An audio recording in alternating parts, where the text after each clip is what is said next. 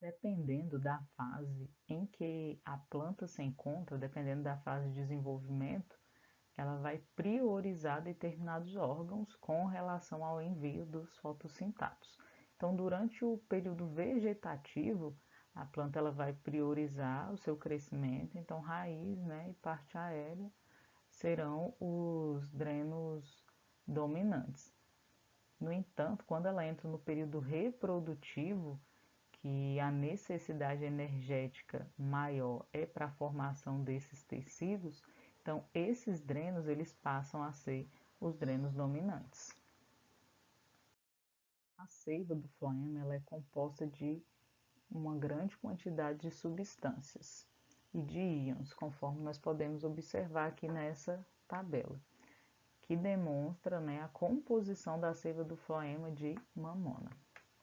Então, nós temos aqui os componentes e a concentração em miligrama por ml.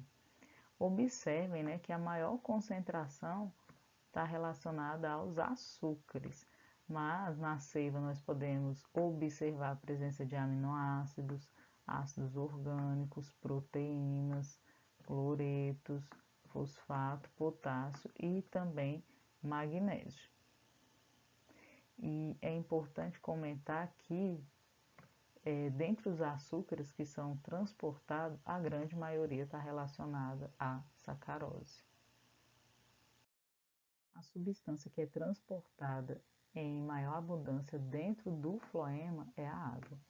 95% do que é transportado é água e 5% são substâncias solúveis que estão dissolvidas dentro da água.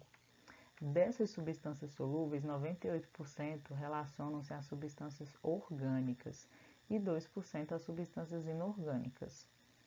Dessas substâncias orgânicas, 95% são açúcares e os outros 5% são aminoácidos, são substâncias nitrogenadas, hormônios, entre outras. Dentre os hormônios vegetais, auxinas, citocininas, giberelinas e ácido abscísico foram encontradas no floema.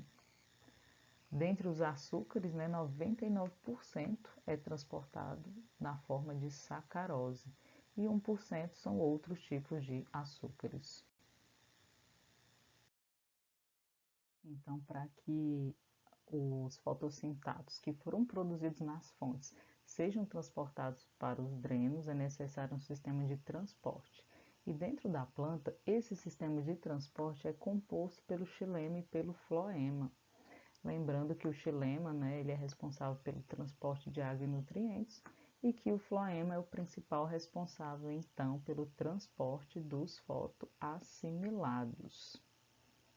E a gente vai ver qual que é a função de cada um desses tecidos, e especificamente, então, no transporte aqui dos fotoassimilados.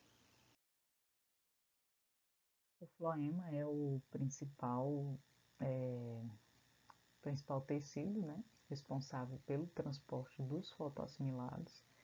Ele é caracterizado pela presença dos elementos crivados. Esses elementos crivados, durante o processo de especialização, eles perdem parte das suas organelas. Com isso, eles não conseguem realizar muitas funções, como, por exemplo, a respiração celular, eles não possuem mitocôndrias. Então, associado a cada elemento crivado, existem células que são denominadas de células companheiras.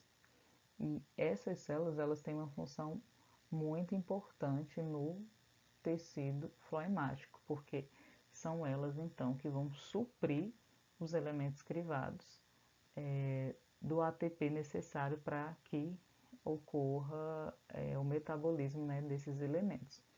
Além disso, também elas são responsáveis pela síntese de proteínas necessárias aos elementos crivados.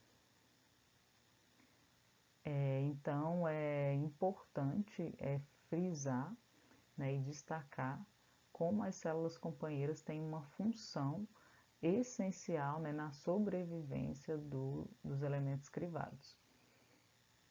Então, tanto os elementos crivados como as células companheiras são componentes do tecido floemático.